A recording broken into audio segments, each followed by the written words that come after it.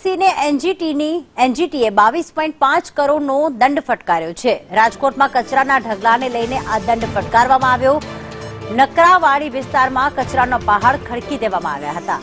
કચરાના નિકાલની આરએમસી પાસે કોઈ વ્યવસ્થા છે જ નહીં, જેના જ કારણે આ 22.5 કરોડનો દંડ ફટકારવામાં આવ્યો છે। 10 જૂન સુધીમાં કોર્પોરેશને અપીલ કરવા તાકીદ કરી છે, તો પર્યાવરણને નુકસાન બદલ એનજીટીએ નોટિસ ફટકારી। રાજકોટ કોર્પોરેશને કચરાના ઢગલા ખડકવા માટે 22.5 કરોડનો તોતિંગ દંડની નોટિસ ફટકારવામાં આવી છે।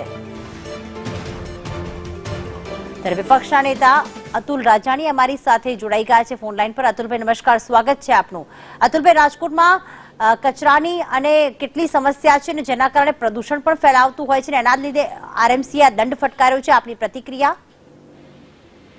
રાજકોટ મહાનગરપાલિકાનું તંત્ર જે ભ્રષ્ટ છે, કોઈ પણ જગ્યાએ જે કચરા નાખે છે ત્યાં દંડ ફટકારવામાં આવે છે, એ ગેરવ્યાજબી વાત છે। ખરેખર હમણાં થોડા દિવસો પહેલા સ્ટેન્ડિંગ કમિટીમાં 1100 કરોડનું ટેન્ડર પ્રક્રિયા એક પાર્ટીને 10 વર્ષનો કોન્ટ્રાક્ટ આપવામાં આવ્યો છે। ખરેખર એ પણ ગેરવ્યાજબી વાત છે, એમાં પણ મોટો ભ્રષ્ટાચાર છે। અને ખરેખર કોર્પોરેશનને કામ કર્યા પછી લોકોને કોન્ટ્રાક્ટ વર્ષનો રિન્યુ કરવો જોઈએ।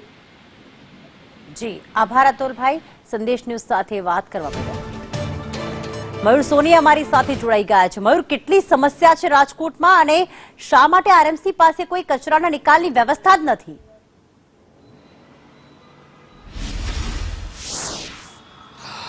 પ્રીતિ, છેલ્લા 2 દાયકાથી નાકરાવાડી ખાતે ડમ્પિંગ યાર્ડ બનાવવામાં આવ્યું છે અને તમામ શહેરનો કચરો છે, રાજકોટનો કચરો ત્યાં ઠલવવામાં આવે છે।